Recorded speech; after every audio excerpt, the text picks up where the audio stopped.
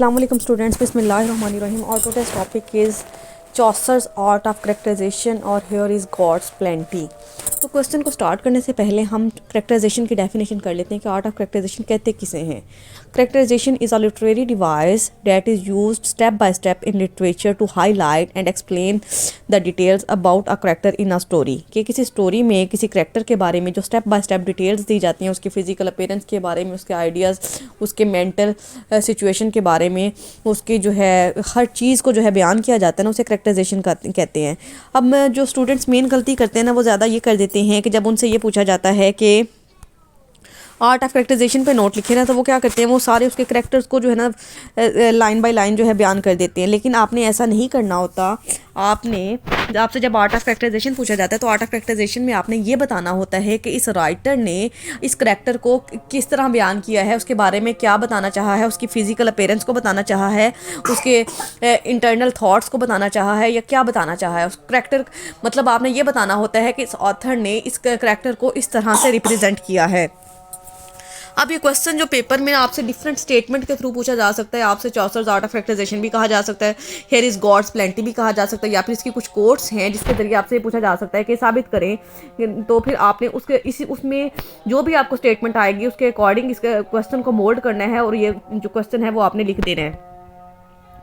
Start करते हैं। Characterization is the strongest point in the poetry of Chaucer. Characterization जो है ना, चॉसर की पोइट्री का बहुत अहम पॉइंट है और बहुत मजबूत पॉइंट है।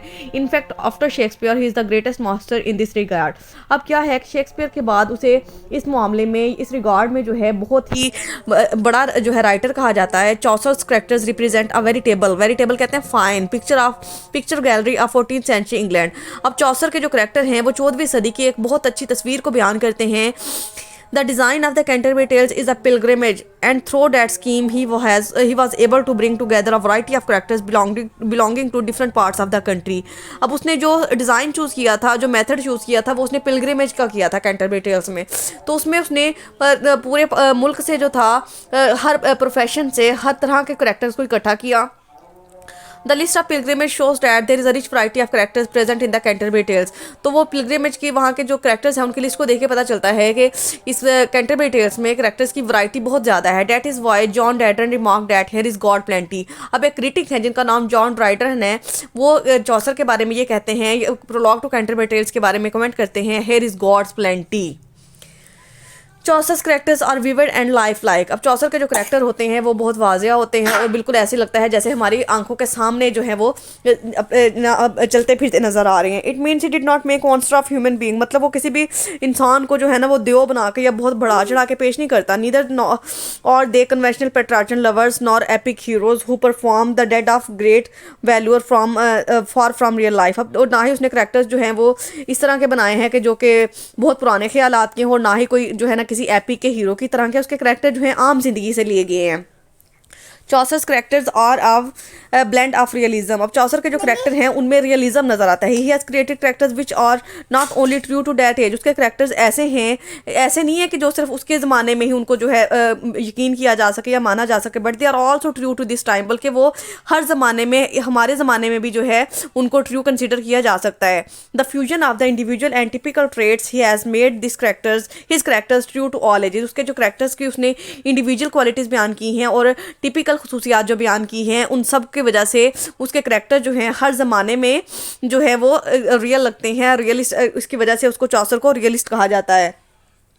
He paints all the characters in their idiosyncrasies कहा जाता है हैबिट्स को, मखसूस मिजाज का हामिल शख्स, as well as and their professional flavours. अब क्या है कि वो अपने करेक्टर्स की एक तो पहले उसकी जो इंडिविजुअल हैबिट्स होती हैं ना उनको बयान करता है, फिर उसके प्रोफेशनल फ्लेवर को बयान करता है। The individual qualities of the characters unveil their personalities but their professional idiosyncrasies constitute the social picture. अब क्या है कि जब वो एक करेक्टर की इंडिविजुअल क्वालिटीज़ को बयान करता है तो उसके कपड़ों की बात करता है, उसकी फिजिकल अपीयरेंस की बात करता है, उसके चेहरे की बात करता है, और जब उसके प्रोफेशनल की बात करता है तो बताता है कि वो सोसाइटी में ये रोल प्ले कर रहा है। So the each character had individual as well as symbolic qualities and the symbolic qualities reflect the condition of the contemporary society. इस वजह यही वजह है कि उसके सारे करैक्टर जो हैं वो इंडिविजुअली भी अहमियत के हामिल हैं और जो सोसाइटी में भी उनका एक वाइटल रोल है. Each character is an individual and also stands as a type. मतलब हर करैक्टर एक इंडिविजुअल के तौर पे भी वर्क कर रहा है और एक ग्रुप को भी शो कर रहा है. The professional qualities are shared by each characters to belonging to the same profession. अब जो उसने प्रोफेशनल क्वालिटीज़ बयान की है ना, उसमें उसने ग्रुप्स बना दिए, यानी कुछ उसके पास उसने 3 ग्रुप बनाए थे ना, हमने वो पिछले क्वेश्चन में भी पढ़ा था कि उसने प्रोफेशनल के लिहाज से या फिर उनके वर्किंग के लिहाज से उसको डिवाइड कर दिया. The knight for example is a chivalrous character of all ages. अब जो नाइट का करैक्टर है ना, वो हर ज़माने में जो है वो जंगजू का रोल प्ले करता है. He love truth honour freedom and courtesy. उसे सच्चाई से, अदाब से, इज्जत से, आज़ादी से बहुत मोहब्बत होती है. But he has been individualised by his maiden like meekness. लेकिन उसकी ख़ास जो पर्सनल क्वालिटी है वो ये है कि वो बहुत ज़्यादा सॉफ्ट हार्टेड है, बहुत ज़्यादा जो है नाजुक है, या फिर जो है ना जैसे बुज़दिल होता है ना उस तरह का है. इसके बाद देखिए इस कोटेशन में सिर्फ एंड वाली लाइन आप कर लीजिएगा. He was a very perfect gentle knight. इसके आगे similarly the prioress represents a type the nuns of the middle ages. The prioress जो है वो नन एजेस की, जो मिडल एजेस की जो नन होती है, राहिबा होती है, उसको रिप्रेजेंट करती है. Who were well beard refined and gentle, जो कि बहुत खालिस हुआ करते थे और बहुत नाजुक हुआ करते थे. At the same time Chaucer individualises her character when he says that she intones का मतलब says the prayer through her nose. फिर इसके बाद उसने उसकी खास क्वालिटी ये बता दी है कि जो प्रायरस है वो अपने नाक के ज़रिए जो है दुआ मांगती है, नाक को रगड़ती है. Full well she song the service divine intent in her nose full seemly. The doctor represents the greedy and ignorant doctors of Chaucer's age. अब जो डॉक्टर है ना, वो डॉक्टर के जरिए उसने ये बताया है कि उसके जो एज के जो डॉक्टर होते थे वो लालची होते थे. But he is individualised when Chaucer says that he was grounded in astronomy. लेकिन उसने अपने डॉक्टर ऑफ फिजिक्स एक पर्सनल क्वालिटी ये बताई है कि उसने जो है एस्ट्रोनॉमी में जो है वो नॉलेज हासिल किया हुआ है. एस्ट्रोनॉमी में जो है ना उसके पास ग्रिप हासिल है. In all this word Ni was that known him like to speak of physics and of surgery, for he was grounded in astronomy. Chaucer makes use of 3 methods in order to make his characters life like and realistic. अब Chaucer जो है अपने characters को बयान करने के लिए उसने 3 अंदाज से 3 तरीके अपनाए हैं. एक डिस्क्रिप्टिव वे है, एक ड्रामेटिक वे है और एक लिटरेरी वे है. सबसे पहले बात कर लेते हैं हम फर्स्ट की डिस्क्रिप्टिव वे की. He reveals his character through description. मतलब वो कुछ करैक्टर्स को वजाहत दे के बयान करता है. The description of the parents of character is highly revelatory. अब उसकी रेवलेटरी कहते हैं एडमायरेबल, काबिल तारीफ. उसकी जो करैक्टर्स को बयान करने का अंदाज है, जो वजाहत है, वो बहुत ही काबिल तारीफ है. He describes character comprehensively, their habits, attitude, conduct, appearance, etc. वो बहुत ही सादा से अंदाज में, बहुत ही आसान अल्फाज में अपने करैक्टर की आदतों को, उसके रवैये को, उसके अपीयरेंस को बयान कर देता है. We find somewhat maniac picture of his character. हमें उसके हर करैक्टर की रियल पिक्चर नजर आती है. But reveals his character with such a precision in a few lines that the whole essence is reveal to us. मतलब वो अपने करैक्टर को मुख्तसर से अल्फाज में इतनी अच्छी तरह से बयान कर देता है कि हमें पूरी बात उस करैक्टर के बारे में पूरा इंट्रोडक्शन समझ आ जाता है. He also implies dramatic device. Second उसका वे है कि वो ड्रामेटिक वे में अपने करैक्टर्स को इंट्रोड्यूस करवाता है to make his character true to life. जब हम उसको ड्रामेटिक वे में वो अपने करैक्टर इंट्रोड्यूस करवाता है तो ऐसा लगता है कि वो हमारी रियल लाइफ में भी पाए जाते हैं, हमारे सामने चल फिर रहे हैं. They are revealed through the speech and action. वो अपने स्पीच और अपने अल्फाज और अपने एक्शंस के जरिए जो है इंट्रोड्यूस करवाए जाते हैं. Whenever a character is revealed through his own words and his own action it make him look life like, because in this way we have a feeling of meeting the character. मतलब जब कोई character उसके sound और उसके action के जरिए जो है मुतारिफ करवाया जाता है तो वो बिल्कुल ऐसे लगता है कि हमारे सामने चल फिर रहा है और हम उससे एक दफ़ा मिल चुके हैं. इसके बाद ये नेक्स्ट लाइन आपने स्किप करनी है. द प्रायरस से लेके अफेक्टेशन तक स्किप कर दें.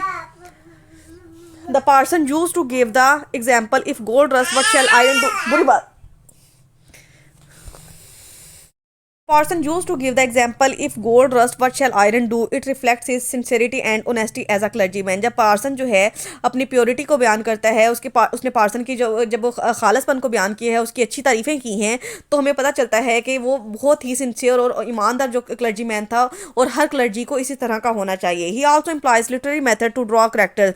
इसके अलावा अपने करैक्टर्स को बयान करने के लिए लिटरेरी मेथड भी यूज़ करता है. For example he uses exaggeration to describe Chanticleer and Pertelote in the nun priest's tale, मतलब उसने ये नन प्रीस्टेल हमारे सिलेबस में नहीं है, उसमें जो था ना किसी करेक्टर, वो करेक्टर्स को बहुत बढ़ा चढ़ा के पेश करता है। इम्प्लॉयज सिमिलीज एंड मेटाफर्स, वो सिमिलीज और मेटाफर्स का बहुत ज़्यादा इस्तेमाल करता है। ये नेक्स्ट लाइन स्किप कर दें, ही कॉल से लेकर जहाँ पे पैराग्राफ खत्म हो रहा है, आपने नहीं करना, नेक्स्ट पैराग्राफ पे आ जाएं। So he is able to create universal and modern character, तो हम ये कह सकते हैं कि उसने ऐसे करेक्टर पैदा किए हैं जो कि यूनिवर्सल हैं, और आज मतलब वो उसके ज़माने में भी उनको इतनी अहमियत हासिल थी, आज के ज़माने में भी और आने वाले दौर में भी उनको इतनी ही अहमियत मिलेगी। सेंचुरीज हैव इलास्ड, सदियाँ गुजर चुकी हैं, and still his characters are as much alive as they were in Chaucer's age because they are drawn on the fundamental human nature.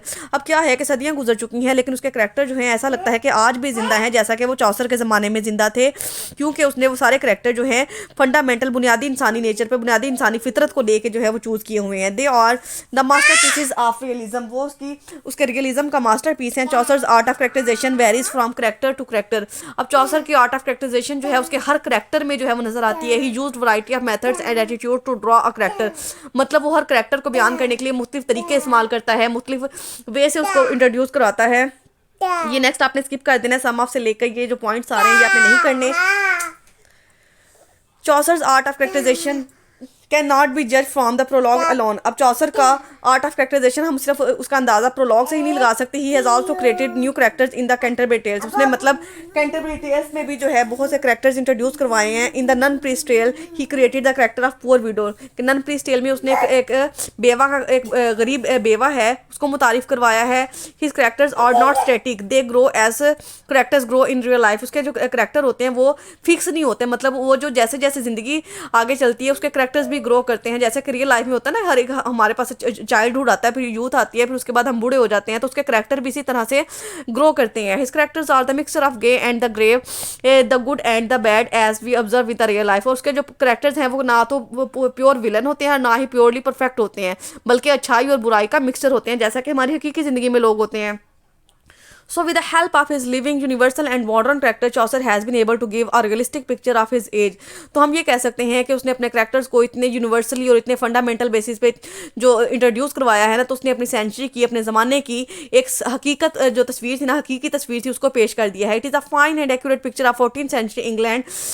तो ये जो उसकी जो तस्वीर पेश की है 14वीं सदी की इंग्लैंड की, वो एक परफेक्ट पिक्चर है, एक सच्ची पिक्चर है। John Dryden while commenting on his art of characterization says, I see all the pilgrim in the Canterbury Tales, कि मैंने कैंटरबरी टेल्स में तमाम वो हाजी देखे हैं, their humours, their features and their very dresses as distinctly as if I had stabbed with them at the Tabard in Southwark. वो कहता है कि मैंने उसने करैक्टर्स को जो है ना, पिलग्रिमेज को इतनी अच्छी तरह से बयान कर दिया, उनके ड्रेसेस को, उनके फीचर्स को, उनकी खसूसियात को। तो मुझे ऐसा लगता है कि मैं जो वो जिस सराय में उन्होंने स्टे किया था ना साउथ वार्क में, तो वो कहता है कि मुझे ऐसा लगता है कि मैं भी उनके साथ था वहाँ पे, मैं उनसे मिल चुका हूँ। The picture painted by the Chaucer may be incomplete owing to the absence of the lords and the lawyer classes. अब एक बात उसके बारे में कही जाती है कि चौसर ने जो है ना सिर्फ मिडिल क्लास की बात की है, उसने अपर क्लास को और लोअर क्लास को एक्सक्लूड कर दिया, निकाल दिया। But the exclusion is significant because in real life two extremes are like unlikely to meet in the concourse. Concourse का मतलब पाथ होता है कि यानी हमारी रियल लाइफ में भी ऐसा ही होता है कि यानी दो जो मुख्तलिफ नदियाँ होती हैं वो कभी भी आपस में नहीं मिल सकती, कि जो अपर क्लास है वो कभी भी मिडिल क्लास से मिक्सअप नहीं हो सकती और मिडिल क्लास कभी भी लोअर क्लास से मिक्सअप नहीं हो सकती। It is a middle class alone which is fit in the scheme of चौसर। तो ये मिडिल क्लास ही थी जो कि चौसर की स्कीम में फिट आती थी, उसके लिए बिल्कुल सूटेबल थी, and which deserved to be unmasked, और जिसके बारे में उसको वो हर चीज़ जो था वो खुले अंदाज में बयान करना चाहता था। He has therefore delineated the picture of average humanity with realistic colours. यही वजह है कि उसने इंसानियत की एक सच्ची जो पिक्चर है वो बहुत ही अच्छे अंदाज में बयान कर दी है। तो कंक्लूजन करते हैं, to sum up we can say that Chaucer's art of characterization is unique and superb. हम ये कह सकते हैं कि चौसर का जो आर्ट ऑफ कैरेक्टराइजेशन है बहुत ही आला है। All pilgrims are so vividly drawn that they create a permanent impression on our memory. उसने तमाम कैरेक्टर्स, तमाम पिलग्रिम्स को इतने अच्छे से ड्रॉ किया है, इतने अच्छे से बयान किया है कि हमें वो हमारी यादाश्त पे एक बहुत गहरा असर छोड़ते हैं। The detail of their physical appearance, their social status and characters are so artistically presented that the whole man and the whole woman become alive before our eyes। हमें जो है उनके बारे में ऐसा लगता है, जब हम उनके बारे में पढ़ते हैं तो हम ऐसा महसूस करते हैं कि वो हमारी आंखों के सामने घूम फिर रहे हैं। They are timeless creations on a determined stage, कि वो कभी ना ख़त्म होने वाली है, कभी ना जो है ना भूलने वाली क्रिएशंस हैं। सेज आ फेमस क्रिटिक। अब ये कोटेशन जो है ये बहुत अहम है, और सम टाइम पेपर में जो है ना ये आपको कोटेशन दे दी जाती है और आपको कहा जाता है कि ये इस पे जो है ना नोट लिखें। तो तब अगर आपको ये कोटेशन दे दी जाए तो आपने इसी जो आर्ट ऑफ करेक्टराइजेशन वाला क्वेश्चन है ना वो लिखना है, और ये क्वेश्चन के स्टेटमेंट वाले वर्ड यही यूज़ करने हैं जो आपको दिए गए होंगे। वी मे कंक्लूड दैट जे और हल्बर्ट remarks Chaucer's characters in the prologue to Canterbury Tales are just like pictures hanging on the wall of art of an gallery to enchant visitors with their successful reflection of actual life। कि चौसर के जो character है ना ऐसा लगता है किसी gallery में, किसी आर्ट गैलरी में जो है ना वो पिक्चर्स नहीं जो हैंग की हुई होती, लटकी हुई होती हैं, फ्रेम हुई हुई, उनकी तरह है, जो कि अपने विजिटर्स को जो उनको देखने के लिए आते हैं उनको बहुत ज़्यादा जो है अट्रैक्ट करते हैं, बहुत ज़्यादा उनकी लाइफ पे जो है गहरा असर छोड़ते हैं, और वो ऐसा लगता है कि वो बिल्कुल उनकी आंखों के सामने लाइव हैं, जिंदा हैं और बिल्कुल रियल लगते हैं।